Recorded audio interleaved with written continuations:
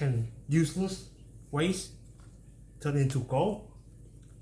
Today in this video I'm going to do an experiment. Okay, I'm going to chop this up, peel this dragon fruit peel to turn it into something useful for soap making. Because I'm thinking if you grind this up, if you dry this up, right, and use this as a ground similar to coffee, just dry it up. It has a lovely pink color. So this is what we're gonna do today. We're gonna do an experiment. Okay, so to cut this, I've done this a few times already. So cut this, chop that off. Okay, this one space, compost. Slide it. To slide, all right.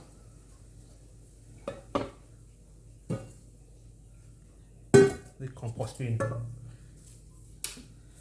Okay, that's my compost bin right there. Cut the pointy part, gill of the dragon fruit. It's very spiky, not spiky, but yeah, if it's dried up, it will become very hard. I'll try. I set it out already. Done. Okay, what you do is use the cleaner, hold the knife like that. Finger back, okay, make sure you finger back. Point like that, straight. So that straight there, right? Go this side as well. You want the skin only, okay? You don't want the flesh. Okay, that's out. Okay, take it off. Okay, and that's done. Okay, let me get the this is my drying container. It's a hydrating dehydrator tray, but I'll probably use the sun right now to use it. Put it here. So similar. Get the glue off. That compost. Scrape it.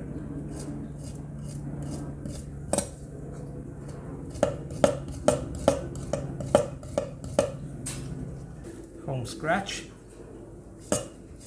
scrap to gold. A little bit of imagination.